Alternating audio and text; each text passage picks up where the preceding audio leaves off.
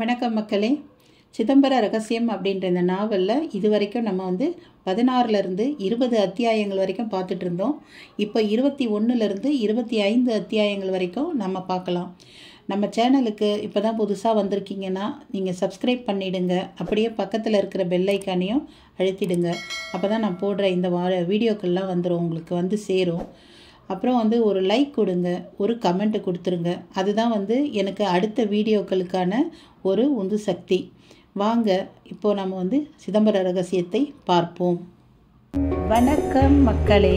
மகிமாவின் தமிழாற்றுப்படைக்கு உங்களை அன்புடன் வரவேற்கிறேன். வாருங்கள், காணொளிக்குள் செல்வோம். அத்தியாயம் 21.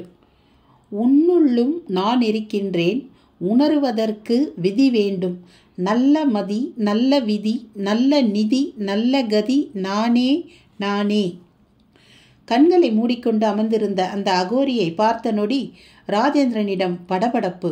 அப்படியே ஆஷாவை அலங்கார கோலத்தில் சிலை போல் பார்க்கவும் படபடப்பு பல மடங்கானது. குமரேசா, குமரேசா, அதோ அதோ, விடக்கூடாது இவங்கள என்று கத்திக்கொண்டே ஓட பார்த்த ராஜேந்திரனை இழுத்து பிடித்து தடுத்ததோடு வாயையும் பொத்தினான் குமரேசன். தூரன் என்ற பரதேசி சித்தரும், பதற்றம் வேண்டாம் தம்பி, இப்ப நாம ரொம்ப பக்குவமா நடந்துக்கணும் என்றபடி அருகில் இருந்த வைக்கோல் படப்பின் பின்னால் அவர்களோடு போய் நின்று கொண்டார். சாமி, என்ன இது? நாம இப்படி ஒதுங்கி நின்று அங்க நடக்கிறத பார்க்கறதுக்காகவா வந்திருக்கோம்? இவங்களை விடக்கூடாது சாமி என்று குமரேசனும் குமைந்தான். உண்மைதான் தம்பி, ஆனா அந்த பொண்ணு இப்ப மந்திர கட்டுல இருக்கிறா. அகோரிய நீங்க ஏதாவது செய்ய போக அவ கட்டை நீக்காம அவன் விட்டுட்டா அப்புறம் அது புதிய பிரச்சனையாயிடும். ஓ, இப்படி ஒரு கோணம் இருக்கா?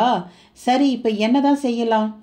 கொஞ்சம் பொறுமையா இருங்க, நடக்கிறத பார்ப்போம். இந்த மாதிரி பூஜைகள் எந்த நிலையிலையும் பகல் பொழுதுக்கு போகாது. நிச்சயம் 3 மணிக்குள்ள முடிஞ்சிடும். இப்ப உங்க பொண்ணு யாரோ கிடையாது, சக்தியோட அம்சமான பாலாவா அவ இருக்கா. அதனால எங்களுக்கு என்ன சாமி பிரயோஜனம்? எல்லாராலையும் தெய்வீக நிலையை அடைய முடியாதுப்பா. அதுக்கு யோக உடம்பு வாய்க்கணும். பிறக்கிற நேரமும் ரொம்ப முக்கியம். என்னென்னமோ சொல்றீங்க, ஆனா என்ன பிரயோஜனம்னு கேட்டா பதில் சொல்ல மாட்டேங்கிறீங்க. ஒரே ஒரு விஷயம் மட்டும் சொல்றேன். இப்ப அவ போய் தொட்டா பிணத்துக்கும் உயிர் வந்துடும். சாமி, என்ன சொல்றீங்க? குரலை ஒசத்தாத, நடக்கிறத கவனி. தப்பா ஏதாவது நடந்துட்டா? தப்பு சரி எல்லாம் பார்வையை பொறுத்த விஷயம். தைரியமா இருங்க, நான் தான் கூடவே இருக்கேன்ல. தூரன் சாமி அவர்களை அடக்கியவராக 60 மீட்டர் தொலைவிலான அந்த பூஜையை பார்த்தபடியே பேசினார். ஆஷா சிலை போல் அமர்ந்திருந்தாள். பட்டு உடையில் பின்னிவிடப்பட்ட ஒற்றை சடையில் நெற்றியின் வகிட்டில் தங்கச்சுட்டி தொங்கும் நிலையில் குங்குமப் பொட்டு அவளின் சிறிய வயதை பல மடங்கு அதிகரிக்க செய்திருந்தது. ராஜேந்திரனுக்கு ஏதோ கனவு காண்பது மாதிரி தான் இருந்தது. அங்கே அகோரியை கடந்து மேலும் சிலர், அவர்கள் சட்டை அணியாமல் இடுப்பில் வேட்டி துண்டு கட்டி மிக பணிவான பக்தர்கள் போல் இருந்தனர். கூர்ந்து பார்க்கவும் தான் தெரிந்தது, அவர்களில் ஒருவர் முன்னாள் எம்எல்ஏ.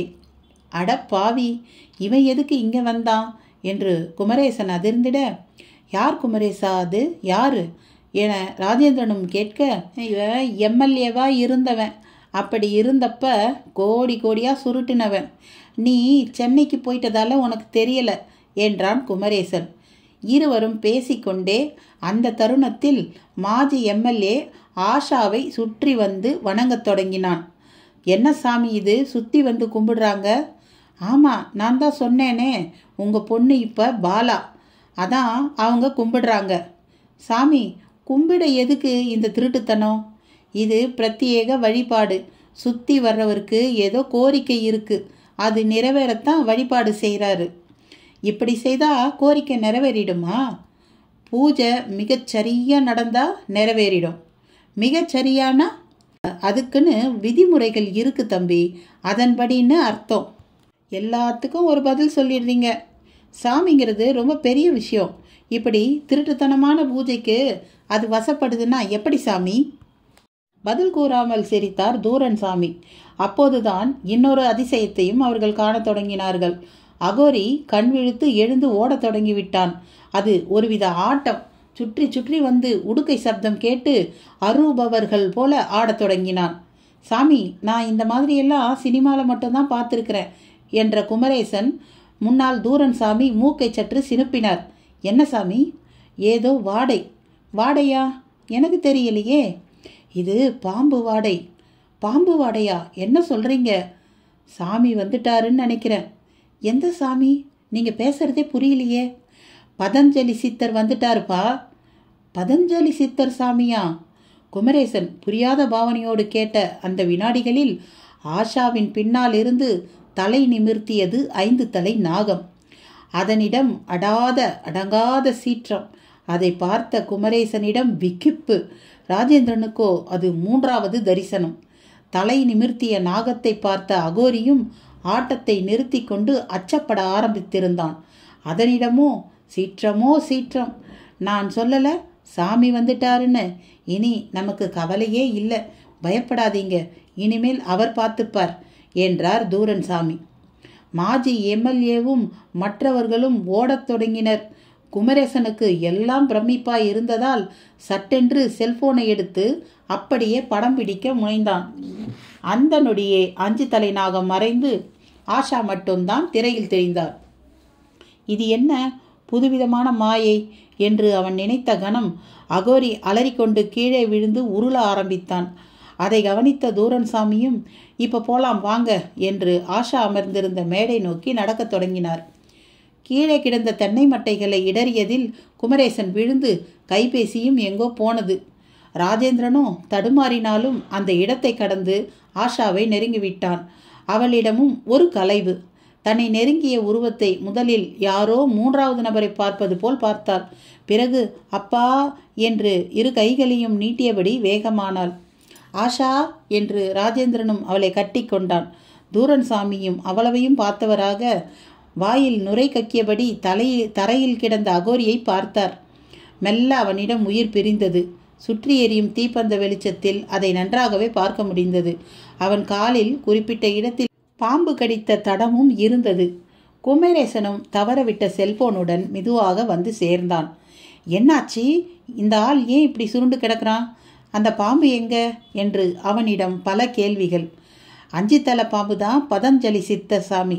இவங்க வீட்டு பெட்டியை காவல் காத்தவர். சாமி, நீங்கள் இதுக்கு முந்தி சொன்னப்ப நான் நம்பலை, ஆனால் இப்போ நம்புகிறேன். அதை நினச்சாலே மிரட்டலாக இருக்குது. ஆமாம், எங்கே அவர்? கடமை முடிஞ்சது, போயிட்டார். இந்த ஏடுகளும் இங்கேத்தான் எங்கேயாவது இருக்கணும். பக்கத்தில் இருக்கிறது பம்பு செட் அறை தானே? ஒருவேளை அதுக்குள்ளே இருக்குமோ? அப்படித்தான் இருக்கணும். என் மனக்குறிப்புள்ள தெரிஞ்ச இடமும் இது தான். பாருங்க, பக்கத்தில் தண்ணீர், இரும்பாலான மோட்டார். அவர் காட்டிக்கொண்டே அந்த அறை கதவை திறந்து எட்டி பார்த்தார். அங்கே சுருண்டு படுத்திருந்தால் தெய்வானை. பக்கத்திலேயே பெட்டியிலிருந்து எடுத்து வந்திருந்த ஏடுகள் மூட்டையாக கட்டப்பட்ட நிலையில். ஆஷாவை அணைத்தபடியே வந்த ராஜேந்திரன் மனைவியை பார்க்கவும் மகளை கீழே இறக்கி விட்டவனாக தெய்வானை என்று வெடிப்பு குரலோடு அவளை நெருங்கி எழுப்ப முயன்றான். கன்னத்தில் தட்டி தோலை குலுக்கி பலவாறு முயன்றதில் கண்களை திறந்தாள் தெய்வானை. எதிரில் தெரிந்த ராஜேந்திரன் முகத்தை பார்த்து வியர்த்தாள். நீங்களா என்று எழ முயன்றாள். ராஜேந்திரனும் ஒத்துழைத்தான். எழுந்து நின்றவள், நீங்க எப்படி இங்க வந்தீங்க என்றும் கேட்டாள். நாங்க வந்தது இருக்கட்டும், நீ எப்படி வந்த தெய்வானை? என்ன ஒரு சித்தர் சாமி தான் கூட்டிட்டு வந்தாருங்க. பதஞ்சலி சித்தர் தானே? தூரன் சாமி கேட்க, அவரே தான் என வேகமாக ஆமோதித்தவள், ஆமா அங்கம்மா எங்கே என்று கேட்க, சற்று தள்ளி ஒரு கோணிக்கு கீழ் அவள் மயங்கி கிடப்பது தெரிந்தது. அவளையும் தட்டி எழுப்பினார்கள். ஆமா, என்ன நடந்தது தெய்வானை? அதை ஏன் கேட்குறீங்க? உங்களுக்காகவும் உங்கள் ஃபோனுக்காகவும் நான் காத்திருந்து சோர்ந்து போயிட்டேன். அப்போ தான் சித்தர் சாமி வந்து வா என் பின்னாலன்னு இங்கே கூட்டிகிட்டு வந்தார். என் பின்னாலேயே அங்கம்மாவும் வந்துட்டா. அப்படியா? சரி, இங்கே எப்படி வந்த? நடந்து தான். அந்த பதில் ராஜேந்திரனை நம்ப முடியாதபடி செய்தது. தெய்வானை, நாங்கள் நம்ம ஊர்ல இருந்து 1 மணி நேரத்துக்கும் மேலே போலீஸ் ஜீப்பில் வந்தோம். நீ நடந்து வந்ததா சாதாரணமாக சொல்கிறியே, எப்படி? சத்தியமாக நடந்து தாங்க வந்தேன். பேசிக்கிட்டே வந்ததில் பசியும் தெரியலை, எந்த கஷ்டமும் தெரியலைங்க. அவளது பதிலை ஒரு அதிசயமாக ராஜேந்திரனும் கருத தூரன் சாமி இடைமறித்தார். எந்த சித்தர் சாமிகளோடு நடந்தாலும் நமக்கு களைப்பு தெரியாது. நமக்கே தெரியாமல் நம்மை அவங்க இயக்கி கூட்டிக்கிட்டு போயிடுவாங்க. அவங்களோட அஷ்டமா சித்துக்கு முன்னால் இதெல்லாம் ஒன்றுமே இல்லை. அதுலேயும் பதஞ்சலி சித்தர் சாமி அசாதாரண சக்தி கொண்டவர். சரி, இங்கேயே மயங்கி கிடந்த மனைவியிடம் கேட்டான் ராஜேந்திரன். நாங்கள் இங்கே வரவும் சாமியை திடீர்னு காணோம். நான் ஆஷாவை பார்த்துட்டு ஓடினேன். உடனேயே இங்கே இருந்த 2 அகோரி ஆட்கள் என்னை குண்டு கட்டா தூக்கிட்டு போய் முகத்தில் துணியை வச்சு அமுக்குனாங்க. நான் மயங்கிட்டேன். அங்கம்மாவையும் அப்படித்தான் செய்திருக்கணும் என்றாள். அங்கம்மாவும் அதை ஆமோதித்தாள். அப்படியே ஆட்டமா ஆடினவன் அப்படி கீழே விழுந்து கிடக்கிறானே, உடம்போ நீளம் பறிச்சு போயிருக்குதே, சாமி தான் இவனை இப்படி செய்திருக்கணும் என்றும் கூறினாள். சரி, நீங்கள் எப்படி வந்தீங்க என்று தெய்வானை கேட்கவும், உனக்கு ஒரு சித்தர்னா எனக்கு இதோ தூரன் சாமி என கை காட்டினான். இது எதிலும் கவனத்தை செலுத்தாமல் ஏட்டுக்கட்டு மூட்டையை அவிழ்த்து அதில் இருப்பதை படிக்க முனைந்தான் குமரேசன். இது படிக்கிற நேரமா? எல்லாத்தையும் எடுத்துக்கிட்டு புறப்படுவோம்ப்பா. புறப்பட்டுத்தானே தீரணும். அதே நேரம் இவர் உடம்பை இப்படியே விடக்கூடாது. இவங்க இங்கே வந்தது எதுக்கு, இந்த இடம் யாரோடதுன்னு விடிஞ்சா எனக்கு நிறையவே வேலை இருக்குது ராஜேந்திரா. அதை ஒரு பக்கம் செய்யும் போதே எங்களை கொஞ்சம் வீட்டுக்கு கொண்டு போய் விட்டுடு. முதல்ல வீட்டுக்கு போய் அக்கடான்னு உட்காரணும். பொழுது விடிஞ்ச உடனேயே சென்னைக்கு புறப்பட போகிறேன். வீட்டை இப்போதைக்கு விற்க போகிறதில்ல. கொஞ்ச நாள் அப்படியே இருக்கட்டும் என்று படபடப்பாக பேசிய ராஜேந்திரனை பார்த்து சிரித்த தூரன் சாமி, தம்பி, உனக்கு இனிமே தான் பெரிய கடமைகள்லாம் இருக்குது. இப்போ நடந்தது ஒன்றுமே இல்லைப்பா என்றார். பகீர் என்றது தேவானைக்கு. அத்தியாயம் 22. அசைவெல்லாம் நான், இசைவெல்லாமும் நான். தூரன் சாமி சொன்னதை கேட்ட தெய்வானை முகத்தில் அதிர்ச்சி பரவத் தொடங்கியது. ராஜேந்திரனும் அதிரத்தான் செய்தான். ஐயோ சாமி, போதும், நான் ஊருக்கு போயே ஆகணும். ஒரு நாளைக்கு 100 பேருக்கு குறையாம பேஷண்ட்டுங்க என்னை பார்க்க வருவாங்க. அவ்வளோ பேருக்கும் நான் குடும்ப டாக்டர் வேற. நான் இல்லாத இந்த 4-5 நாளாகவே அவங்க ரொம்ப கஷ்டப்பட்டிருப்பாங்க. சிலர் வேறு டாக்டர் கூட மாறி இருப்பாங்க என்று தன் நிலையை பதற்றத்தோடு எடுத்து சொன்னான் ராஜேந்திரன். தம்பி, உன் கையில் அந்த தன்வந்திரி பகவானையே ஏடு வடிவத்தில் வச்சிருக்க. உனக்கு கிடைச்சிருக்கிற ஏடுகள் முன்னால் இந்த இழப்புகள் எல்லாம் ஒன்றுமே இல்லைப்பா என்றார் தூரன் சாமி. போதும் சாமி, போதும். ஏடுகளை நீங்கள் ஒன்றா எடுத்துக்கிட்டு போங்க.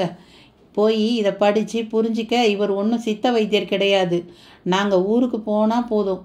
இன்னொரு தடவை இந்த மாதிரி பிள்ளையை தொலைச்சிட்டு அவஸ்தப்பட முடியாது என்று தெய்வானையும் தன் பங்குக்கு பேசினாள். எதுவாயிருந்தாலும் காலையில் பேசிக்கலாம், இனி இங்கே இருக்கவே வேண்டாம் என்ற ராஜேந்திரன் புறப்பட தயாராகி அருகில் இருந்த ஆஷாவை தூக்கி கொண்டு நடக்க தொடங்கினான். அங்கே கீழே நீளம் பாரிச்சு கிடக்கும் அகோரி உடம்பை பார்த்தாள் அவள். மறுகணம் என்ன நினைத்தாலோ, டாடி என்னை இறக்கி விடுங்க என்றாள். எதுக்குமா? பாவம் இவன். யாரை சொல்கிற? இதோ கீழே ப்ளூ கலரில் கிடக்கானே, இவன் தான். இவன் உன்னை கடத்தினவன்மா, இவனுக்கா பரிதாபப்படுற? இவனும் என் குழந்தை தானே டாடி. ஆஷா அப்படி சொல்லவும் தெய்வானைக்கு சுரீர் என்றது. அதற்குள் திமிரிக்கொண்டு ராஜேந்திரன் தோளிலிருந்து இறங்கினாள். அகோரி அருகே போய் பாம்பு கடித்த இடத்தை உற்று பார்த்தாள். ராஜேந்திரனுக்கும் தெய்வயானைக்கும் அந்த செயலில் புரிதல் இல்லை. பெரிய மனுஷி போல் அவள் பேசியது எப்படி என்று தெரியாத நிலையில் அகோரியின் காலடியில் அமர்ந்த ஆஷா பாம்பு பல்பட்ட சிவந்த புள்ளிகள் போன்ற இடத்தை தன் கையால் வருட ஆரம்பித்தாள். என்னம்மா பண்ற? இவனை எழுப்புறம்பா. எழுப்புறியா? இவன் செத்துட்டாமா? இல்லைப்பா, சப்த நாடியில் ஒரு நாடி இன்னும் அடங்கலை. அது துடிச்சிக்கிட்டு தான் இருக்கு. சப்த நாடியா? என்னம்மா வளர்ற? ராஜேந்திரன் கேட்டதை ஆஷா சட்டையே செய்யவில்லை. தொடர்ந்து அகோரியின் காலை வருடியபடியே இருந்தாள். ராஜேந்திரனுக்கு கோபம் வந்தது. ஆஷா, இப்போ வரப்போறியா இல்லையா என்று அதட்டலோடு அவளை தூக்கச் சென்றவனை தூரன் சாமி தடுத்து விட்டார். ஏன் சாமி? அவ இப்போ உன் பொண்ணு இல்லை, அந்த பாலா. பாலாவா? பொறுமையா இருங்க, நடக்கிறத பாருங்க. இப்போ இங்கே சில அதிசயங்கள் நடக்க போகுது. அவர் சொன்னது போலவே அதிசயங்கள் நடக்க தொடங்கிவிட்டன. நீலம் பாரித்திருந்த அகோரியின் உடம்பில் அது மாறத் தொடங்கியது. மாறாக ஆஷாவின் கை இரண்டும் நீளமாக மாறிவிட்டிருந்தது. கூடவே மௌனமாய் சகலத்தையும் பார்த்தபடி இருந்த சப் இன்ஸ்பெக்டர் குமரேசன் பிரமிக்கத் தொடங்கினான். வேகமாக தன் செல்போனில் ஆஷாவின் செயல்பாட்டை படம் பிடிக்க தொடங்கினான். அகோரி உடம்பில் மெல்லிய அசைவுகளும் உருவாகத் தொடங்கின. தூரன்சாமி கைகளை கூப்பி வணங்க தயாரானார். தெய்வானை பதறியவளாக ராஜேந்திரனை நெருங்கினாள். அவனை இறுக்கமாக பற்றி கொண்டு ஆஷாவையே பார்த்தாள். என்ன ஆச்சரியம்! அகோரி மெல்ல கண்விழித்தான். புது உலகை பார்ப்பது போல் பார்த்தான். ஆஷா அவனை பார்த்து சிரித்தாள். சிரிக்கும்போது அவளது உடல் முழுவதும் நீல நிறமாக மாறிவிட்டது. அகோரி திரு திருவென விழித்தான். ஆஹா, அற்புதம் அற்புதம்! அம்மா, அந்த காலத்தில் திருஞான சம்பந்தர் பூம்பாவையோட அஸ்தி கலசத்தை வச்சே திரும்ப அவளுக்கு உயிர் வரவழைச்சார்னு படிச்சிருக்கேன். அதே போல் ஒரு சம்பவத்தை இப்போ தான் நான் பார்க்குறேன். தாயே, என்னை ஆசீர்வாதம் பண்ணு என்று தூரன்சாமி கைகளை கூப்பியபடி தலையும் குனிந்தார். அகோரி முயன்று எழுந்து நின்றான். சுற்றி இருப்பவர்களை எல்லாம் ஒரு மாதிரி பார்த்தான். குமரேசனுக்கு மட்டும் அவனை பிடிக்க வேண்டும் என்று கடமை நிமித்தமாக தோன்றியது. வேகமாய் வந்து அவன் கையை பற்றியவனாக, யாருடா நீ? இந்த குழந்தைய தூக்கிட்டு வந்து எல்லாரையும் படாத பாடுபடுத்திட்டியே, உன் பேர் என்னடா என்று கடுமையாக கேட்க ஆரம்பித்து விட்டான். மாமா, அவனை விட்டுருங்க, அவன் போகட்டும் என்றாள் ஆஷா. இவனையெல்லாம் விடக்கூடாதுமா, உன்னை கடத்தின மாதிரியே நாளைக்கு இன்னொரு பெண்ணையும் கடத்துவான். மாட்டான், இது இவனுக்கு மறு ஜென்மம். இப்போ பழைய சந்தன்லால்ங்கிற ஜிட்டு அகோரி இல்லை, வேற ஆத்மா. புஷ்கரத்தில் நீராடினதால பழைய பாவங்கள் போய் என்னை வசியப்படுத்த பூஜை செய்ததால புண்ணியத்துக்கும் ஆளாகிட்டான் என்றவள் அடுத்து அகோரியை பார்த்து பேசத் தொடங்கினாள். ஜிட்டு, எந்த சக்தியை அடையவும் ஆசைப்படாதே. ஆசைப்பட்டாலே நீ அகோரியா இருக்க முடியாது. அகோரங்கிறது அச்சமே இல்லாத தைரியமான நிலை. பசியோட ஒரு புலி கடிக்க வரும்போது இந்தா என் காலை எடுத்துக்கோன்னு அதுகிட்ட கொடுக்குற அளவுக்கு தைரியமான, நான் எனதுங்கிற பற்றுகள் இல்லாத மனநிலை தான். அதுக்கான முயற்சி செய். நீ விரும்புகிற சிவசக்தி உனக்குள் உண்டாகும். ஆஷா பேசிய பேச்சு எல்லோரையும் அப்படியே கட்டி போட்டு விட்டது. அகோரியும் கண்ணீர் மல்க அவளை வணங்கலானான். வாங்க போகலாம் என்று ஆஷாவும் போலீஸ் வாகனம் நோக்கி நடந்தாள். குமரேசன் அந்த குளிர் இரவிலும் வியர்த்திருந்தான். விழுந்து விட்டது. சற்றே தூக்க கலக்கத்தோடு வந்த திருவேங்கடத்தை அவன் தந்தையான ஆச்சாரி வெறுப்போடு பார்த்தார். என்னையா அப்படி பார்க்குறீங்க? விடிய விடிய அப்படி என்னப்பா சோலி? சொல்கிறேன்யா, நான் எப்போவும் கூட இருக்கணும்னு சாமி ஆசைப்படுறாரு. காணாமல் போன பொண்ணு ஏடுகளும் இவரோட திருஷ்டிக்கு அகப்படலை. அதெல்லாம் இப்போ இந்த ஊர்லேயே இல்லைங்கிற மாதிரி தான் தெரியுது. அப்படி தான் எனக்கும் தோணுது. நீ இல்லாத நிலையில் சப் இன்ஸ்பெக்டரும் டாக்டர் தம்பியும் வந்தாங்க. நானும் எல்லாத்தையும் போட்டு உடைச்சிட்டேன். எல்லாத்தையும்னா? தங்கத்தை களவாண்டதில் இருந்து ஆற்றுல போட்டது வரை எதையும் விடலை. ஏன் சொன்னீங்க ஐயா? அதுவும் போலீஸ்கிட்ட? பைத்தியக்காரா, அந்த குமரேசன் எதையும் நம்பாமல் பேசுகிறான். அவன் அப்படித்தான் பேசுவான். இங்கே நடக்கிறதோ நம்ப முடியாத விஷயங்கள். இப்போ நீ அந்த சாமியாரோட சேர்ந்து சுத்துறத அவன் பார்த்தாலும் தப்பாக நினைக்க மாட்டான். நம்ப முடியாத விஷயங்கள்னு நீங்கள் சொன்னது ரொம்பவே சரிங்கய்யா. வழக்கமாக நம்ம ஊருக்கு சாமியாருங்களும் சித்தருங்களும் தானே வருவாங்க.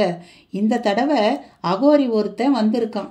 அவனுக்கு உதவி செய்ய லோக்கல் மாஜி எம்எல்ஏவிலேருந்து பல பேருங்க திட்டம் போட்டு தான் டாக்டரோட மகளை கடத்தி இருக்காங்க. அந்த பொண்ணும் சாமியாம்ல, பாலாவோ என்னவோ பேர் சொன்னாங்க. பாலா தான், பாலாவே தான். பார்க்கவே நமக்கு கொடுத்து வச்சிருக்கணுமே. இதையே தான் சாமியும் சொன்னாங்க. குளிச்சு சாப்பிட்டுட்டு வந்துடுறேன்னு வந்திருக்கேன். இன்னைக்கு எதையாவது பண்ணி பொண்ணை கண்டுபிடிக்கணும், அப்படியே ஏடுகளையும். அதுதான் சாமிக்கு இப்போ தேவை. நமக்கும் அதுதானே ஐயா வேணும். ஆமாம், கொக்குக்கு மதி மீன் மேலேங்கிற மாதிரி உன் கவனமெல்லாம் அதிலேயே தான் இருக்கணும். சரியா, நான் குளிச்சுட்டு வந்துடுறேன். அதுக்கு எங்கே போகிற? கேணியில் முழுக்கு போடத்தான். போடா போ, ஆற்றுக்கு போய் அங்கே முழுக்கு போடு. புஷ்கர காலம் 18 நாள், அதில் இப்போ 5 நாள் தான் கழிஞ்சிருக்கு. இதில் ஒரு நாள் கூட விடாத. புஷ்கரம் ஒரு நாள் தானே ஐயா.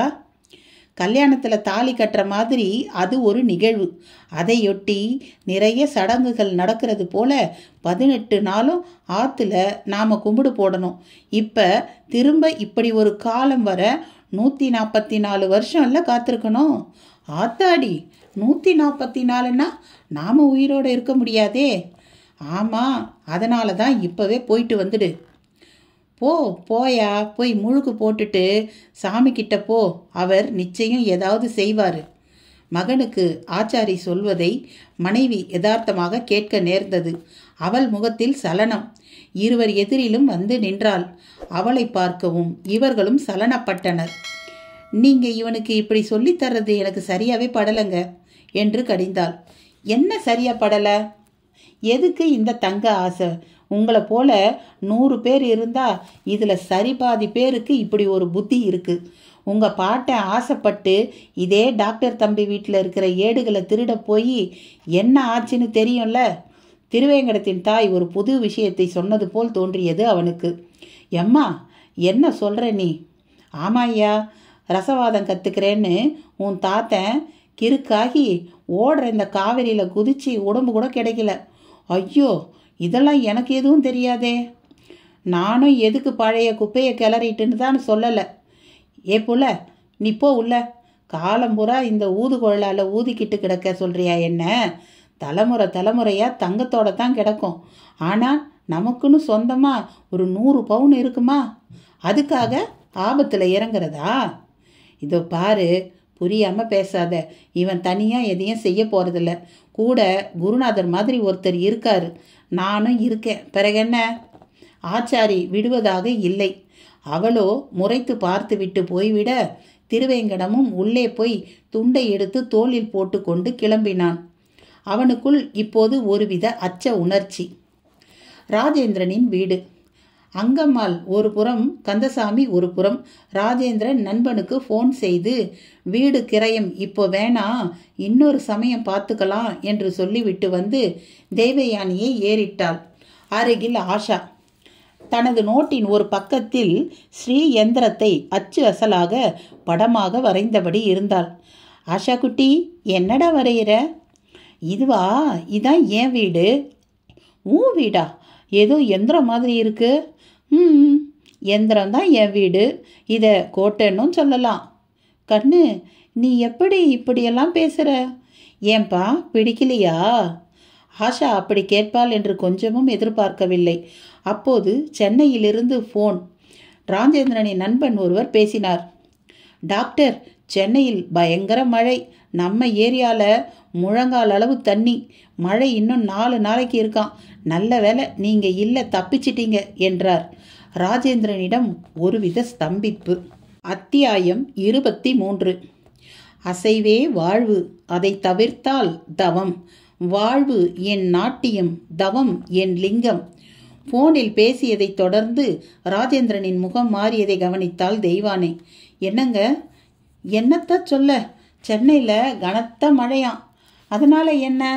மழை மட்டும் இல்லை தெய்வா, வெள்ளமும் ஏற்பட்டிருக்கு. கரண்ட்டு கட்டு, டிராஃபிக் ஜாம்னு ஒரே குழப்பமா. இங்கே வந்ததுலேருந்து டிவி பார்க்கல, பத்திரிகை புத்தகம்னு படிக்கலை. அதனால் எதுவுமே தெரியலை. இங்கே கூட வானம் மோடம் போட்டுட்ருக்கு, பார்த்தீங்கல்ல? எதை கவனிக்க நேரம் இருந்துச்சு தெய்வானே? ஆஷா ஆஷான்னு அவன் நிலப்பில் தானே இருந்தோம். சரி, இப்போ என்னங்க செய்யறது? நாம் கிளம்ப வேணாமா? தெய்வானை கேள்வி முன் மௌனித்த ராஜேந்திரனிடம் புறப்படுவதா வேண்டாமா என்றொரு குழப்பம். அதை கந்தசாமியும் அங்கம்மாவும் கவனித்தனர். ஐயா, மழை காலத்துக்கு எதுக்குங்க இப்போ போயிட்டு? இங்கே இருந்துட்டு பிறகு போகலாங்களே என்று கந்தசாமி ஆரம்பிக்க அங்கம்மாவும் ஒத்து ஊதினாள். எதிரிலேயே அந்த மரப்பெட்டி, அதில் காணாமல் போயிருந்த ஏடுகள் இப்போது உள்ளடங்கி இருந்தன. குமரேசனின் அட்வைஸ் அதற்கு பெரிய பூட்டு போட வைத்திருந்தது. குழந்தை ஆஷாவோ தொடர்ந்து ஸ்ரீ எந்திரத்தை வரைவதில் மிக மும்முரமாக இருந்தாள்.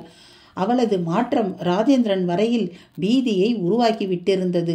அழகாக எல்லா குழந்தைகளையும் போல் வளர்ந்து ஆளாக வேண்டியவள் பெரிதாய் திசை மாறுவது போல் பிரமை தட்டியது. ஆஷா என்று கூப்பிட்டான். அவள் கவனம் கலையவில்லை. ஆஷா பலமாக கத்தினான். அவள் கவனம் திரும்பவே இல்லை. ஸ்ரீ எந்திரத்தின் பிந்துஸ்தானத்தை, அதாவது உச்சியின் முக்கோண பாகத்தை வரைந்தபடி இருந்தாள். ராஜேந்திரன் நெருங்கி அவள் தோளை தொட்டு உசுப்பச் சென்றான். அதை பார்த்த தெய்வானை வேகமாக தடுத்தாள். பின் பாலா என்றாள். அப்படி கூப்பிட்ட நொடி திரும்பி பார்த்தாள் குழந்தை. அவள் பார்த்த பார்வையிலும் ஒரு அசாதாரண ஒளி. இதை எப்படி எடுத்துக்கொள்வது, அடுத்து என்ன செய்வது என்று தெய்வானைக்கு தெரியவே இல்லை. ராஜேந்திரனும் தடுமாறினான். அப்போது அதே தெருவில் வசிக்கும் ஒருவர் அந்த வீட்டு வாசலுக்கு வந்திருந்தார். அவரிடம் பெரும் பதட்டம். தம்பி தம்பி என்று அவர் அழைக்கவும் திரும்பி பார்த்தான் ராஜேந்திரன். நீங்க டாக்டர் தானே? ஆமா, என்ன விஷயம்? என் மகன் மாடியிலிருந்து தவறி விழுந்ததுல பலத்த காயம், பேச்சு மூச்சு இல்லை. சட்டுன்னு உங்க ஞாபகம் வரும், ஓடி வந்துட்டேன். உங்க வீடு எங்க? அதோ அந்த வீடு தான். அடுத்த நொடி ராஜேந்திரன் தன் காரை நோக்கி சென்று அதன் டிக்கியை திறந்து சிறிய முதலுதவி பெட்டியை அதிலிருந்து எடுத்தான். வாங்க போகலாம் என்று அவரோடு ஓடினான். வாசல் வரை தெய்வானையும் வந்தாள். கந்தசாமி கூடவே சென்றான். இரத்த வெள்ளத்தில் கிடந்தான் தெருக்காரனின் மகன். மண்டை உடைந்து இரத்தம் ஒழுகி கிடந்தது. கைமுட்டி உடைந்து எலும்புகள் துருத்தலாய் வெளியே தெரிந்தன. கால்களிலும் காயங்கள். பார்த்த மாத்திரத்தில் கடவுளே என்ற ராஜேந்திரன் முதலுதவி பெட்டியை திறந்து சகலத்தையும் வெளியே எடுத்தான். ஒரு பாத்திரத்தில் தண்ணீர் கொண்டு வரச் சொல்லி இரத்தத்தை துடைத்து டிஞ்சரை தடவி பஞ்சை வைத்து கட்டு போடவும் முனைந்தான். அப்போது ஆஷாவும் அங்கு வந்து விட்டிருந்தாள். அவளை பார்க்கவும் அவன் செயலில் தடுமாற்றம். பின்னாலேயே தெய்வானை. ஆஷா நெருங்கி வந்து கூர்மையானாள். அப்படியே திரும்பி வெளியே பார்க்க வாசலில் ஒதிய மரம் கண்ணில் பட்டது. வேகமாய் அதை நோக்கி சென்றவள் மரத்து பட்டைகளை கையால் உரித்து எடுத்தாள். அதோடு அடிபட்டவன் அருகே வந்தவள், இதை உள்ளே வச்சு கட்டு போடுங்கப்பா என்றாள். ஆஷா, இது என்ன பைத்தியகாரத்தனமா? ஆஸ்பத்திரிக்கு கொண்டு போய் ஆப்ரேஷன் பண்ணம்மா. நான் இப்போ முதலுதவி தான் பண்ணுறேன். நான் சொல்கிறத செய்யுங்கப்பா. உடஞ்ச எலும்புக்கும் உருக்குலைஞ்ச சதைக்கும் சிறந்த மருந்து ஒதியப்பட்ட. ரத்தம் பெருகி சீராம இருக்க உதிரப்பாதையை சுருக்கணும். அடிபட்ட கைபாகத்தை கொஞ்சம் மேல் நோக்கி பிடியுங்க என்று சித்த வைத்தியர் போல் பேச தொடங்கிவிட்டாள். ராஜேந்திரன் தயங்கவும் உற்று பார்த்தாள். அவனும் ஏதோ வசியத்துக்கு கட்டுப்பட்டவனாக அவள் சொன்னது போலவே நடக்கத் தொடங்கினான். குமரேசன் தன் சீனியர் இன்ஸ்பெக்டர் அருளானந்தம் எதிரில் இருந்தான். மேசை மேல் அவன் படம் பிடித்த செல்போன். சீனியர் பலத்த சிந்தனையில் இருந்தார். சார், முக்கிய சம்பவங்கள் அவ்வளவையும் படமாக எடுத்தேன். ஆனால் மொத்தமும் இப்படி அழிஞ்சு போகும்னு நான் கொஞ்சம் கூட எதிர்பார்க்கல. சத்தியமாக சொல்கிறேன், இதையெல்லாம் அனுபவிச்சா மட்டும்தான் புரியும் என்று சொன்னவனை பெருமூச்சோடு பார்த்தார். அவரிடம் பெரும் மௌனம். ஆனால் அதுவே அவனை என்னவெல்லாமோ செய்தது. என்ன சார், நான் சொல்கிறத நம்ப முடியலையா? சரியா சொன்னீங்க, சித்த வேலைத்தான். அதில் எந்த சித்து நமக்கு புரிஞ்சிருக்கு? அட போயா, ஒரு போலீஸ்காரனா பேசியா நாம் இப்படியே மீடியா கிட்ட பேச முடியுமா? மீடியா கிட்ட எதுக்கு பேசணும்? அதான் கேஸே இல்லாமல் போயிடுச்சே. போட்ட எஃப்ஐஆரை எப்படி க்ளோஸ் பண்ணுவ? குழந்தை திருடு போகலை, ஜஸ்ட் மிஸ்ஸிங்னா. கிட்டத்தட்ட அதானே சார் உண்மை. குமரேசன் பதில் அருளானந்தத்தை பயங்கரமாக முறைக்கச் செய்தது. சார், தயவு செய்து இப்படி பார்க்காதீங்க. நான் சொல்கிறத நம்புங்க. சந்தேகமாக இருந்தால் என் கூட என் நண்பன் ராஜேந்திரன் வீட்டுக்கு வாங்க. அந்த பெட்டியை பாருங்க, அவர்கிட்டையும் பேசி பாருங்க. நான் சொன்னது புரியும். குமரேசன், நீ பொய் சொன்னேன்னு நான் சொல்லலை. நமக்கு தெரியாத விஷயங்கள் உலகத்தில் இருக்குது. அதை நானும் மறுக்கலை. ஆனால் இதை டிபார்ட்மெண்ட் ஏற்றுக்காது. நாம் எவ்வளவு ஃப்ராடு சாமியார் பேர் வழிகளை பிடிச்சிருப்போம். குடிசை தானா பற்றி எரியுது, பில்லியும் சூனியன்னு சொல்லுவாங்க. போய் பார்த்தா ஈரமான மாட்டு சாணிக்குள்ளே மஞ்சள் பாஸ்பரஸை வச்சு உருட்டி கூரை மேலே எரிஞ்சிருப்பான். சாணி காய காய உள்ளே இருக்கிற பாஸ்பரஸ் வேலை செஞ்சு தீப்பிடிக்கும். அதே போல் தேங்காய் குதிக்குதுன்னு பதறுவான். பார்த்தா உள்ள தவளை குஞ்சுகளை விட்டு மூடி இருப்பாங்க. இப்படி அதிசயம்னு சொல்லப்படுற எல்லா விஷயத்துக்கு பின்னாலும் ஒரு கேப்மாரித்தனம் ஒளிஞ்சிருக்கிறத நாம் பார்க்கலையா? இதெல்லாம் எனக்கும் தெரியாமல் இல்லை சார்.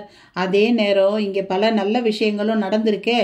நம்ம ஸ்டேஷனில் கன்னி மூலையான தென்மேற்கு திசையில் தண்ணி தொட்டி இருந்தது. எஸ்ஐயிலிருந்து கான்ஸ்டபிள்கள் வரை யாராவது ஒருத்தர் அநியாயமாக செத்தாங்க. ஒரு சித்தர் சாமி வந்து அதை மூடு, சாவு நின்றுடும் அப்படின்னு சொல்லி நாமளும் மூடணும். அப்படி மூடி 3 வருஷம் ஆச்சு. அதுக்கு பிறகு ஒரு சாவும் கிடையாது. சொல்லப்போனால் ஒரு கலவரத்தில் குண்டடிப்பட்ட நம்ம கான்ஸ்டபிள் ஒருத்தர் தப்பி பிழைச்சாரு. மார்பில் பட வேண்டிய குண்டு ஷீல்டில் பட்டு சின்ன காயம்தான். இதுதான் என்ன சொல்கிறீங்க? இதை பாரு, பதிலுக்கு பதில்னு பேசிக்கிட்டே போகலாம். நமக்கு தெரிஞ்சு உலகத்தில் ஒரு நல்லவன் இருந்தா கெட்டவனும் இருக்கான். ஆனானப்பட்ட தெய்வங்களே வரத்தை கொடுத்துட்டு அசுரங்க கிட்ட படாத பாடுபட்டு இருக்காங்க. அதனால் இதெல்லாம் பேசி தீராது. எங்கள் அம்மா சொல்லுவாங்க, நம்புகிறவங்களுக்கு நடராஜன், நம்பாதவங்களுக்கு யமராஜன்னு. சரி சார், இப்போ என்ன செய்யலான்னு சொல்கிறீங்க? ரொம்ப கவனமாக இருக்கணும். 100 நல்ல சாமியார்கள் இருக்கிறது பெரிய விஷயம் இல்லை. அதில் ஒரே ஒரு கெட்டவன் இருந்தாலும் எல்லாம் போச்சு. ஊர் விசேஷத்தை நான் வழக்கமானதாக தான் பார்க்குறேன். ஆனால் இந்த தடவை நடக்கிறதையெல்லாம் பார்த்தா ரொம்ப ஜாக்கிரதையாக இருக்கணும்னு தோணுது. எல்லா சாமியார் மேலேயும் பார்வையை வைக்கணும். அதையெல்லாம் நான் எப்போவோ செய்துட்டேன். ஒன்று மட்டும் நிச்சயம் சார், தப்பாக எதுவும் நடக்காது. இப்போ இருக்கிற சாமியாருங்க நடக்கவும் விட மாட்டாங்க. அதை நானும் உணரோம்யா. வா, உன் நண்பன் வீட்டுக்கு போவோம். அந்த பெட்டியை பார்க்குறேன். அதை 5 தலை நாகம் காவல் காத்ததுன்னு சொல்கிறதுனால என்னால் ஜீர்ணிக்கவே முடியல. பனைமரம் நீளத்துக்கு பாம்பு இருக்குன்னு சொல்லு, உலகம் நம்போம். 5 தலை பாம்பெல்லாம் சாமி படங்கள் பின்னால் தான் இருக்கும். ஆனால் அது நேரில் வருதுன்னா எப்படியா? நடந்தபடி பேசினார் அந்த இன்ஸ்பெக்டர். குமரேசனும் பதில் பேசியபடியே தொடர்ந்தான். ஆற்றில் நீர்மட்டம் தணிந்திருந்தது. வந்து போகிறவர்களின் கூட்டமும் குறைந்திருந்தது. ஆனால் இந்த 4-5 நாளுக்கே ஆற்றுப்பாதை பெரும் குப்பை கூலங்களுக்கு சொந்தமாகி இருந்தது. அவிழ்த்து போட்ட துணிகள் என்று ஒரே கழிவு மலை. தங்கள் பாவம் போனால் போதும் என்று தான் நினைக்கிறார்கள். சூழலை சுத்தமாக வைத்து கொள்ள தோன்றவில்லை. நேர்மாறாக இருக்கின்றன மேலை நாடுகள். அங்கு இப்படியெல்லாம் குப்பைகளை போட்டுவிட்டு போகவே முடியாது. பிடித்து அபராதம் விதித்து விடுவார்கள். நடந்து போகும் வழியில் தன்னையும் மீறி நினைத்து கொண்டான் திருவேங்கடம். ஆற்றில் முழுக்கு போட்டுவிட்டு திரும்பியவன் எதிரில் அவனை வழி நடத்தும் பரதேசி சித்தர் வந்தபடி இருந்தார். உங்களை பார்க்க தான் சாமி இருந்தேன், நீங்களே வந்துட்டீங்க என்று சிரித்தான். காணாமல் போன பெண் குழந்தை கிடச்சிட்டாலாமே. அவர் நேராக விஷயத்தை தொட்டார். அப்படியா சாமி? எனக்கு தெரியலீங்களே. உனக்கு தங்கம் மேலே இருக்கிற பற்று மற்ற விஷயத்தில் இல்லை. ஐயோ, அப்படிலாம் சொல்லாதீங்க சாமி. இப்போ நான் என்ன செய்யணும்னு மட்டும் சொல்லுங்கள் போதும். களவு போன ஏடுகளும் கிடச்சிடுச்சு. போலீஸ்காரங்க மண்டையை பிச்சுக்கிட்டு இருக்காங்க. அந்த அகோரியும் மறுஜன்மம் எடுத்து திரும்ப வந்திருக்கான். அவன் ரொம்ப கொடுத்து வச்சவன். பாலா தரிசனத்தோடு அவனுக்கு உபதேசமும் ஆயிருக்கு. என்னென்னமோ சொல்கிறீங்க சாமி, இதெல்லாம் உங்களுக்கு எப்படி தெரியும்னு கேட்டால் அது அதிக பிரசங்கித்தனம். சரி, இப்போ நாம் என்ன தான் செய்ய போகிறோம் அதை மட்டும் சொல்லுங்கள். அந்த டாக்டர் வீட்டுக்கு போலீஸ் போயிட்டுருக்கு. அவங்கக்கிட்ட எந்த வேலையும் இல்லை. நடந்ததை தெரிஞ்சுக்கிற ஆர்வம் அவங்கள இயக்கிட்டு இருக்கு. நமக்கு தேவை அந்த பெட்டி, அதில் இருக்கிற ஏடுகள். அதைத்தான் 5 தலை நாகம் காவல் காக்குதே. இல்லை இல்லை, இனி நாகத்தோட காவல் கிடையாது.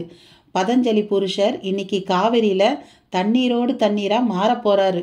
அவர் காத்திருந்ததே அதுக்குத்தான். பெட்டி ஏடுகளும் கூட ஆற்றுல போடலாம். என்னது, ஏடுகளை ஆற்றுல போட போகிறாங்களா? ஆமாம், அதுதான் நவநாயக சித்தர்கள் முடிவு. வரப்போகிற கால மாற்றங்களை உத்தேசித்து எடுத்த முடிவு அது. பரதேசி சித்தரின் பேச்சில் ரசமான பல செய்திகள். அத்தியாயம் 24. என் திரிசடைக்குள் உள்ளவள் கங்கை, என் திருமேனிக்குள் சரிபாதி சக்தி மங்கை. அந்த பரதேசி சித்தர் சொன்ன பல விஷயங்கள் திருவேங்கடத்தை திகைக்க வைத்து விட்டது. விலை மதிப்பே இல்லாத ஏட்டுச் சுவடிகளை ஒரு நாகம் இவ்வளவு காலம் எதற்கு காவல் காக்க வேண்டும்? அதை எதற்கு இப்படி ஓடும் ஆற்றில் தூக்கி போட வேண்டும்? பைத்தியக்காரத்தனத்தை விட இது மோசமானதாக கருதியவன், சாமி என்ன இது நியாயம்?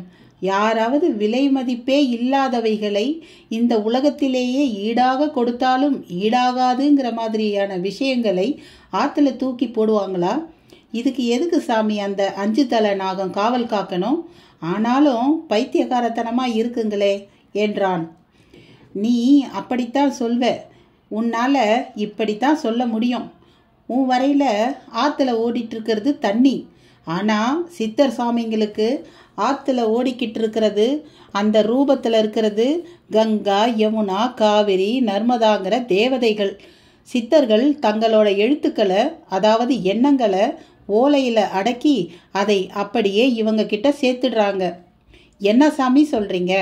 அதுக்காக கஷ்டப்பட்டு ஓலையில் எல்லாத்தையும் எழுதினாங்க. இவங்க எழுதினது ஜனங்களுக்கு இல்லையா? ஜனங்களுக்குத்தான். ஆனால் ஜனங்க ஜனமாக இல்லையே. உடம்பால் மட்டும் மனுஷனாக இருந்தால் ஆச்சா? மனசாலையும் இருக்கணுமே. புரிகிற மாதிரி சொல்லுங்க சாமி. இப்போ எதுக்கு அந்த பேச்செல்லாம்?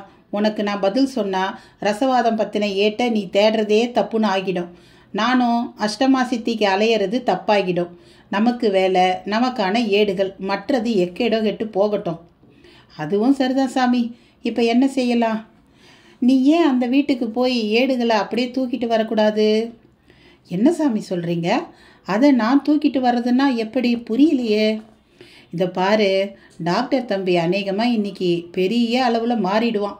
அவன் மாறலைனாலும் வந்திருக்கிற சாமிங்க மாற்றிடுவாங்க. அவன் கையாலேயே ஏடுகளை சுமந்துக்கிட்டு போய் ஆற்றுல போட சொன்னாலும் சொல்லுவாங்க. அதுக்கு முன்னால் நமக்கான ஏடுகளை நாம் எடுத்துடணும். எப்படி எடுக்கணும்னு மட்டும் சொல்லுங்கள், நான் எடுத்துகிட்டு வந்துடுறேன். திருட்டுத்தனமாக அதை நாம் செய்ய தேவையில்லை. நானும் உன் கூட வரேன். நாம் நேர்மையாக கேட்டு பார்ப்போம். டாக்டருக்கு அதோட மதிப்பு தெரியாததால் நிச்சயம் கொடுத்துருவாருன்னு தான் நம்புகிறேன். சாமி, ஒருவேளை மதிப்பு தெரிஞ்சு கொடுக்க மாட்டேன்னா அதை இங்கே இருந்துக்கிட்டே முடிவு செய்ய வேணாம், போய் பார்ப்போம் வா. அதுக்கு என்ன சாமி, அவர் எனக்கு ஒன்றும் எதிரி இல்லை, போனால் வாங்கன்னு தான் சொல்லுவார். ஆனால் ஏடு விஷயமாக தான் எனக்கு கொஞ்சம் திகுதிகுனுங்குது. கவலைப்படாத, கண்ணை கட்டி ஏட்டை அபகரிக்கிறது எனக்கு ஒரு பெரிய விஷயம் இல்லை. சேமித்து வச்சுக்கிற சக்திகளெல்லாம் செலவழிக்க வேண்டியது வருமேன்னு பார்க்குறேன். அப்போ உங்கள் சக்தி என்ன, காசு பணம் மாதிரியா? ஆமாம், ஆத்ம சக்தியை தவிர மற்ற எல்லாமே காசு பணம் மாதிரி தான். நாங்கள் எல்லாம் கோபப்படக்கூடாது. கோபத்தில் கூட அதுக்கு குறைவு ஏற்படும். பேசிக்கொண்டே அவர்கள் நடந்தனர். குமரேசனும் அவனது சீனியரான அருளானந்தமும் ராஜேந்திரன் வீட்டுக்கு வந்திருந்தனர். அந்த நாளைய வீடு என்பதால் திரும்பின பக்கமெல்லாம் நூற்றாண்டுக்கும் முந்தைய பழமையின் தடயங்கள். அருளானந்தம் ஒரு சின்ன வியப்போடு பார்த்தார். என்ன சார் அப்படி பார்க்குறீங்க? வீடே மிரட்டலாக இருக்குதா? ஆமாம் குமரேசன், இந்த காலத்தில் இந்த மாதிரி வீடுகளை பார்க்குறதே அபூர்வம். உண்மைதான் சார். ராஜேந்திரனோட கொள்ளு தாத்தாவுக்கும் தாத்தா கட்டின வீடு சார் இது. கொஞ்சம் கூட சிமெண்ட்டு கலவை கிடையாது. அவ்வளவும் சுண்ணாம்பு காரை. இதைத்தான் வித்துடணும்னு நினைக்கிறான் ராஜேந்திரன். வயக்காடுன்னு சொன்னியா? அதையும் இதையும் சேர்த்து விற்கத்தான் வந்தான். ஆனால் அதை தவிர மற்ற எல்லாம் நடந்துருச்சு. சரி சரி, எங்கே அந்த டாக்டர்? உள்ளதான் இருக்கணும், வாங்க போகலாம். இருவரும் உள்ளே நுழைந்தனர். அப்போது ஏடுகள் உள்ள பெட்டிக்கு மஞ்சள் பூசி குங்குமம் இட்டு கொண்டிருந்தாள் அங்கம்மாள். சார், இந்த பெட்டி. ஓ, இதானா? பெட்டி நல்ல தாட்டியமாக இருக்கே. அருளானந்தத்தின் பதில் அங்கம்மாளை நிமிர்ந்து பார்க்க வைத்தது. போலீஸ் உடையோடு இருவரையும் பார்க்கவும் ஒரு மெல்லிய பதற்றம். எழுந்து நின்று மலங்க மலங்க விழித்தாள். ஆமாம், எங்கே ராஜேந்திரன்? அவரும் எல்லாரும் எதிர் வரிசையில் ஒருத்தர் வீட்டுக்கு போயிருக்காங்க. என்ன விஷயம்? அங்கன ஒருத்தர் மாடி மேலேருந்து கீழே விழுந்து எலும்பு முறிஞ்சு போச்சு. ஐயா டாக்டருங்கிறதுனால போயிருக்காரு. ஓ அப்படியா? இருங்க, போய் கூட்டியாடுறேன். அங்கம்மாள் வேகமாக ஓடினாள். அருளானந்தம் அந்த இடைவெளியில் திரும்பவும் பெட்டியை பார்த்தார். மனதுக்குள் பல பல கேள்விகள். இதை திறந்து பார்க்கலாம்னா பூட்டு போட்டு இருக்கே. ராஜேந்திரன் கிட்ட தான் சாவி இருக்குது சார். நான் தான் பூட்டு வாங்கி பூட்டினேன். அப்போ இவ்வளவு காலம் பூட்டு இல்லாமையா இருந்தது? ஆமாம் சார், பூட்டுக்கு பதிலாக தான் 5 தலை நாகம் காவல் காத்தது. பாம்பு காவல் காக்கிற அளவுக்கு அப்படி என்னையா பெரிய விஷயம்? எல்லாம் ஏடுங்கத்தானே? அதில் தான் சார் எல்லாமே இருக்குது. எல்லான்னா அவ்வளவும் ரகசியங்களாம் சார்.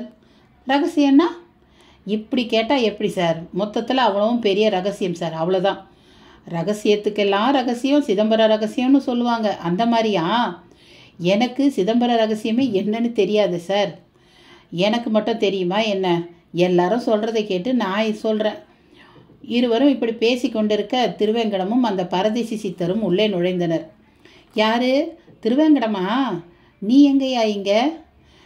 குழந்தை கிடச்சிடுச்சுன்னு கேள்விப்பட்டோம், அதான் பார்த்துட்டு போகலான்னு வந்தோம். ஆமாம், இவர் யாரு? பரதேசி சித்தரை காட்டி அருளானந்தம் கேட்க அவரே தாமாக முன் வரலானார். ஐயா, என் பேர் குமாரசாமிங்க. நான் ஒரு அறச்சித்தன். புஷ்கர குளியலுக்காக இந்த ஊருக்கு வந்தவன். திருவேங்கடம் இப்போ என் சிஷ்யன் ஆயிட்டான். பரவாயில்லையே, பளிச்சுன்னு சொல்லிட்டீங்களே. அது என்ன அறச்சித்தன்? முழுசாக ஆகாத நிலையில் அறன்னு தானே சொல்லணும். அதை ஏன் சொல்லணும்? சொல்லாமே இருந்திருக்கலாமே. இல்லைங்க, அதை சொல்லிக்கிட்டே இருந்தால் தான் முழு சித்தனாகணுங்கிற எண்ணம் பலமாகும். பரதேசி சித்தர் பதிலை தொடர்ந்து இடைவெட்டினான் திருவேங்கடம். சார், நீங்கள் தான் பாப்பாவை கண்டுபிடிச்சிங்களா? அவன் கேள்வி குமரேசனை சற்று குத்தியது. மௌனமாக பார்த்தான். என்ன சார், எதுவுமே சொல்ல மாட்டேங்கிறீங்க? என்னத்தான் சொல்ல, நாங்கள் தான் ஜீப்பில் கூட்டிகிட்டு வந்துட்டோம். எப்படியோ காணாமல் பொண்ணை கண்டுபிடிச்சிட்டோம். இதுக்கு மேலே எதுவும் கேட்காத. இப்போ என்ன சார், காவலுக்கு இருக்கிறீங்களா? ஆமாம், காவல் தான். நீ வந்த விஷயத்த பேசு. நான் தான் ஆரம்பத்திலே சொன்னேனே, சும்மா பார்த்துட்டு போகலான்னு வந்தேன். ஆமாம், டாக்டரையும் காணோம், ஒரு பொண்ணையும் காணோமே. அவன் கேட்க அவர்கள் மூவருமே அங்கம்மாளோடு வர சரியாக இருந்தது. வா குமரேசா, வந்து ரொம்ப நேரமாச்சா? இல்லைப்பா, இப்போ தான் வந்தோம். சார் தான் என் senior inspector Arulanandam. Hello sir. Hello mister Rajendran. Kumaresan எல்லா விஷயத்தையும் சொன்னார். எனக்கு தான் இதையெல்லாம் எந்த அளவுக்கு நம்புறதுன்னு தெரியல. அதான் நேரில் உங்களை பார்த்து பேசலான்னு வந்தேன். புரியுது சார். ஒரு டாக்டரா நானும் உங்களை போலத்தான் நம்ப முடியாத நிலையில் இருக்கேன். இப்போ கூட ஒரு அதிசயம். எலும்பு முறிஞ்ச பையன் எந்த ஆங்கில மருத்துவம் எடுத்துக்காம என் பொண்ணு சொன்ன வைத்திய முறையால் குணமாயிட்டான். எலும்பு முறிவு உடனே குணமாயிடுச்சா? என்ன சார் சொல்கிறீங்க? அது சரியாகலை, ஆனால் வலி இல்லை, ரத்த சேதம் இல்லை, ரொம்ப சீக்கிரம் எலும்பு சேர்ந்துடும்ங்கிற மாதிரி ஒரு நம்பிக்கை. நாங்கள் போய் பார்க்கலாமா? தாராளமா. எதிர் வரிசையில் 4வது வீடு தான். ராஜேந்திரனும் அருளானந்தமும் பேசி கொண்டிருக்க ஆஷா அந்த பெட்டியை சிம்மாசனம் போல் கருதி அதன் மேல் போய் அமர்ந்தாள். அவள் அமர்ந்த விதம், பார்க்கும் விதம் எல்லாமே அலாதியாக இருந்தது. அப்போது வாசலில் சலசலப்பு. தூரன் சாமியும் இன்னும் சில சித்தர்களும் பரதேசி சித்தர்களும் தென்பட்டனர். தெய்வானை முன்பு போல் அவர்களை பார்த்து பதறாமல் வாங்க சாமி, வாங்க சாமி என்று கனிவோடு வரவேற்றாள். அவர்களும் கூட்டமாக உள்ளே வந்தனர். பெட்டி மேல் அமர்ந்திருந்த ஆஷாவை பார்த்து புன்னகையோடு கைகூப்பி வணங்கினர். குழந்தையும் பதிலுக்கு சிரித்தாள். எல்லாம் நல்லபடியாக முடிஞ்சுதா? தூரன் சாமி கேட்டார். ஆச்சி சாமி, உங்களுக்கு தான் நாங்கள் முதல்ல நன்றி சொல்லணும். நீங்கள் மட்டும் எங்கள் குழந்தை இருக்கிற இடத்த அடையாளம் காட்டாமல் விட்டு இருந்தா அவள் கிடச்சிருக்கவே மாட்டா. அது எப்படி நடக்கணுமோ அது அப்படி நடந்திருக்கு. அதுக்காக மேலே இதை பற்றிலாம் பேச வேண்டாம். இனி நடப்பது நல்லதாக நடக்கட்டும். அதுதான் எங்கள் விருப்பமும். நிலத்தையும் வீட்டையும் விற்க வந்த எங்களுக்கு வினோதமான அனுபவங்கள். குறிப்பாக ஒரு நோயாளியான மகள் இப்போ எங்களுக்கே வித்தியாசமாக தெரிகிறா. இவ பேச்சு போக்கு எல்லாம் ஒரு பக்கம் சந்தோஷம் தந்தாலும் இன்னொரு பக்கம் பயத்தையும் வருத்தத்தையும் தான் தருது சாமி. எங்களுக்கு இதெல்லாம் ஏன்னே புரியலை. ராஜேந்திரன் சற்று அழாத குறையாக பேசினான்.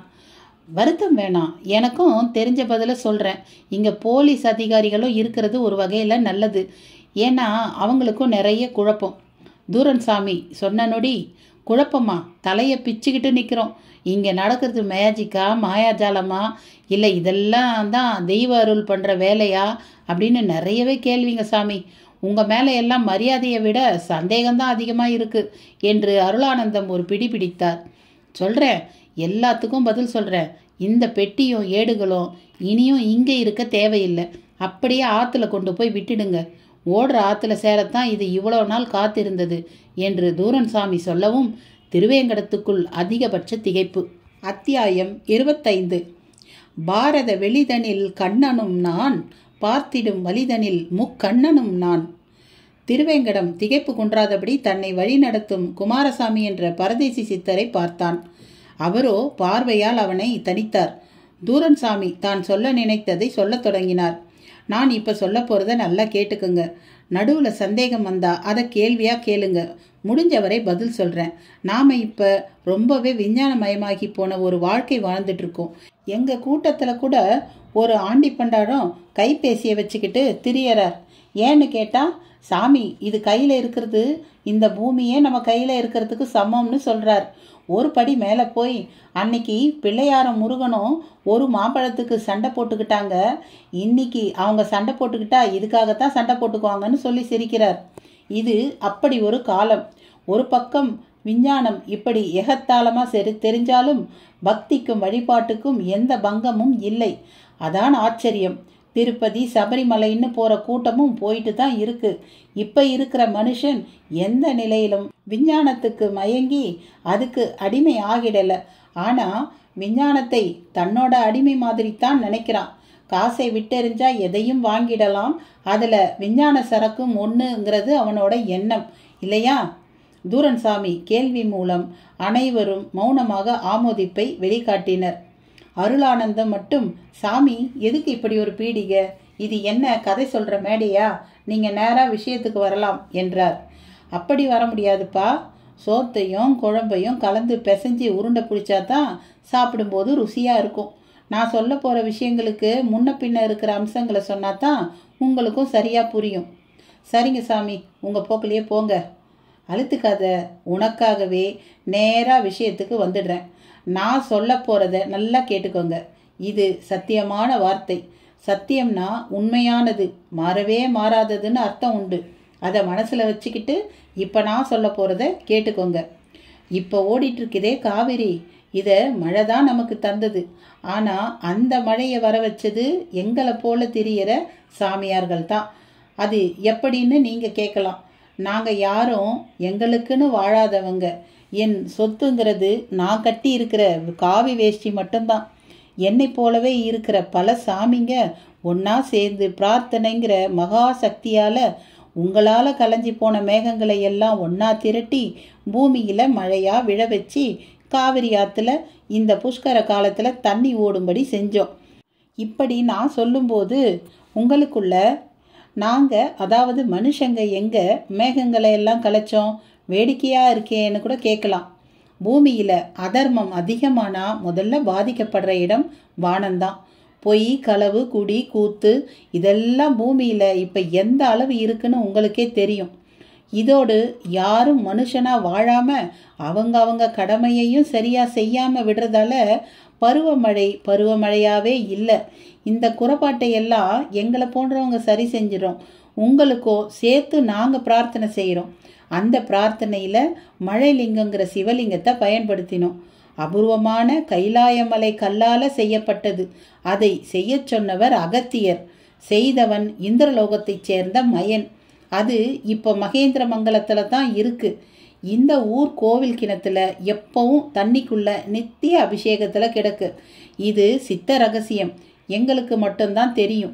பூமியில் பயிர் பச்சை கருகும்போது, மழை தப்பும்போது அதை கொண்டு பூஜை செய்தால் மழை வரும்.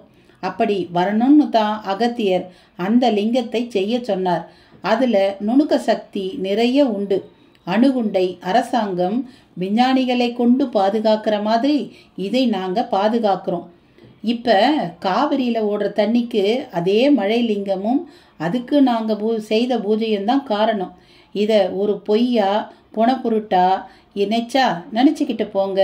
உங்கள் நினப்பு எங்களை எதுவும் செய்யாது. மாட்டையோ ஆட்டையோ பார்த்து ஒருத்தன் இது ஆடு மாடு இல்லைன்னு சொல்கிறதால அது மாறிடவா போகுது? அப்படித்தான் இதுவும். தூரன்சாமியின் நீண்ட பேச்சு அருளானந்தத்தை ஒரு கிளை கேள்வி கேட்க வைத்தது. சாமி, அப்போ ஆற்றுல தண்ணி ஓடவே நீங்கள் எல்லாம் செய்த பிரார்த்தனை தான் காரணமா? ஆமாம், பக்கத்து மாநிலங்களில் வெள்ளமாக ஓடி பெரிய அழிவு ஏற்பட்டுச்சே, அப்போ அதுக்கு ஆக்கத்துக்கு மட்டும்தான் நாங்கள் காரணம், அழிவுக்கு சமூகம்தான் காரணம். இப்படி சொன்னால் எப்படி சாமி? எந்த காலத்துலேயும் இதான் உண்மைப்பா. எந்த சந்நியாசியும் எந்த அழிவுக்கும் காரணமாக இருக்க மாட்டான். அப்போ அழிவு ஏற்படும் போது வேடிக்கை மட்டும் பார்ப்பீங்களோ? வேடிக்கை பார்த்தா அவனும் நல்ல சன்னியாசி இல்லை. இயற்கையோட கோபம்தான் அதுக்கு காரணம். அதனால் கோபம் தனிய செய்ய அதுக்கான பிரார்த்தனையில் ஈடுபடுவோம். லிங்கம், பிரார்த்தனை, பூஜை, வழிபாடுன்னு சொல்லிக்கிட்டு வந்த நீங்கள் திடீர்னு இயற்கைக்கு மாறிட்டீங்களே. இயற்கையை எதிர்த்து மனுஷனால் என்ன செய்ய முடியும்? எப்பவும் அதுதானே பெருசு. தவறான கருத்து. இயற்கைங்கிறது பஞ்சபூதங்களை குறிக்கிற பொதுவான சொல். அந்த பஞ்சபூதங்களையே படைச்ச பெரிய சக்தி தான் இறைவன். ஓ, அப்படின்னா அந்த இறைவனை மக்களந்தான் கும்பிடுறாங்க. ஆனால் எங்களால் தான் மழை பெஞ்சிச்சுன்னு நீங்கள் சொல்கிறது எப்படி சரியாகும்? வழிபாடுங்கிறது 2 விதம். ஒன்று பயம் சார்ந்த சுயநலம், இன்னொன்று தெளிவான பயம் இல்லாத பொதுநலம். வெகுஜன பக்தி எப்பவுமே சுயநலமானது. எங்களோடது அப்படி கிடையாது. எப்படி கேட்டாலும் பதில் சொல்லிடுறீங்களே. போகட்டும், இதோ இங்கே இருக்கிற மரப்பெட்டியில் உள்ள ஏடுகள் பற்றி சொல்லுங்க. இதெல்லாம் என்ன? எல்லாமே என்னை போன்ற சித்தர்கள் எழுதி வச்ச எழுத்துக்கள் தாப்பா. அது தெரியும். இதை யாருமே இல்லாத வீட்டில் 5 தலை நாகம் காவல் காத்ததுன்னு சொல்கிறதான் என்னால் ஜீரணிக்கவே முடியலை. அப்போ நீ அதை நம்பலை, அப்படித்தானே? எப்படி நம்ப முடியும்? நம்பாத, விட்டுடு. உன்னை யார் நம்ப சொல்லி கட்டாயப்படுத்தினது? என்னங்க இது, பொசுக்குன்னு இப்படி சொல்லிட்டீங்க. நான் என்ன செய்யணுங்கிற? யாருமே இல்லாத வீட்டில் இருக்கிற பெட்டிக்கு எதுக்கு காவல்? அதுலேயும் பாம்பு காவல் காக்க வேண்டிய அவசியம் என்ன? இதுக்கு தெளிவாக பதிலை சொல்லுங்க. இந்த வீட்டில் யாரும் இல்லாமல் போக காரணமே அந்த பாம்பு தான். இதை முதல்ல தெரிஞ்சுக்கோங்க. கொஞ்சம் புரியும்படி சொல்லுங்க சாமி. சொல்கிறேன். இந்த ராஜேந்திரனோட 4ஆம் தலைமுறையை சேர்ந்த தாத்தா பேர் ஜீவரத்னம். பெரிய சிவபக்தர். அவர் காலத்திலையும் இது போல புஷ்கரம் வந்தது. இங்கே காவிரிக்கு குளிக்க வந்த சாது சந்நியாசிகளுக்கும் சித்தர்களுக்கும் தான் வீட்டில் அன்னம் கொடுத்தார்.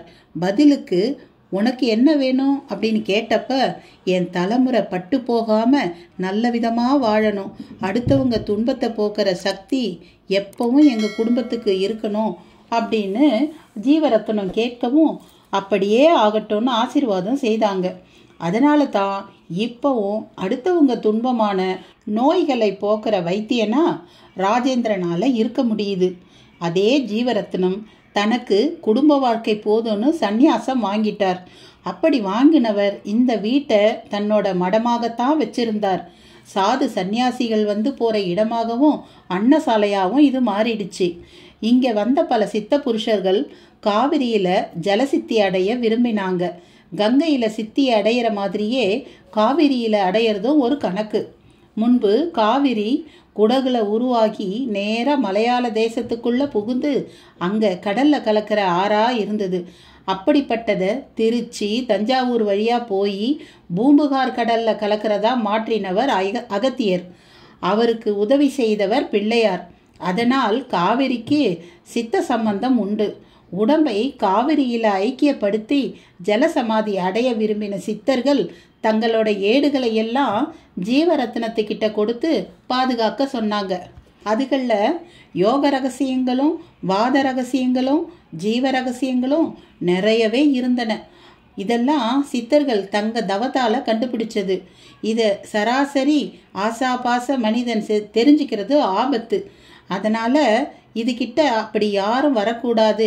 அதுக்கு என்ன வழின்னு யோசிச்சப்ப பதஞ்சலி சித்தர் தன் 1000 நாகங்களில் ஒன்றை காவலுக்கு வச்சு ஏடுகளுக்கு பொறுப்பு ஆக்கிட்டார். குறிப்பாக அடுத்த புஷ்கரம் வரை இதை என் அம்சம் பாதுகாக்கும். பிறகு இதையும் ஜலசமாதிக்கு உட்படுத்திடலாம். நடுவில் தகுதி படைச்ச யாருக்காவது இந்த ஏடுகள் தேவைப்பட்டா அவங்க வந்து பயன்படுத்திக்கட்டும் அப்படின்னு சொன்னார். அதன் பிறகு தான் காவல் தொடங்கியது. இதுக்கு நடுவில் அகோரிகள் போல சிலரும் பேராசை மிக்க சில அரை சித்தர்களும் ஏடுகளை அபகரிக்க வந்தப்ப நாகம் அவர்களை நெருங்க விடலை. அதை பார்த்த யாரும் இந்த வீட்டுக்குள்ளேயே நுழைய பயப்பட்டாங்க. இப்படித்தான் சர்ப காவல் உருவாச்சு. அதன் பிறகு பதஞ்சலி சித்தரே கனவுல வந்து, இந்த குடும்பத்தை சேர்ந்த யாரும் அச்சப்பட தேவையில்லை, நான் அவங்க கண்ணில் தென்பட மாட்டேன், ஆனால் அந்நியர்கள் வந்தால் விடமாட்டேன்னு சொன்னார். அந்த வாக்குப்படியே இவ்வளவு நாளும் நடந்து வந்திருக்கு. தூரன் சாமியின் நெடிய விளக்கம் அருளானந்தத்துக்கும் ஓரளவு திருப்தி அளித்தது. அது அவரது முகம் போன போக்கில் தெரிந்தது. அதுவே ஒரு கேள்வியாகவும் ஆகியது. இதில் அப்படி என்ன சாமி ரகசியம் இருக்கு என்று கேட்கவும் சிரித்த தூரன் சாமி, கல்லையும் மண்ணையும் தங்கமாக்குற ரசவாத ரகசியம் ஒன்று போதுமே தம்பி, அப்படி என்ன இருக்குன்னு கேட்டுட்டீங்களே சர்வசாதாரணமா என்றிட குமாரசாமி சித்தரும் திருவேங்கடமும் விதிர்விதிர்த்து போய் நிமிர்ந்தனர். என்ன மக்களே, இதுவரைக்கும் 21லிருந்து 25 வரைக்கும் நாம் இந்த அத்தியாயங்களை பார்த்துட்டோம். இதற்கு அடுத்த பகுதியான 26லிருந்து 30 வரைக்கும் அடுத்த காணொளியில் பார்ப்போம். வீடியோவை முழுசாக பார்த்த உங்கள் எல்லாருக்குமே நன்றி, வணக்கம்.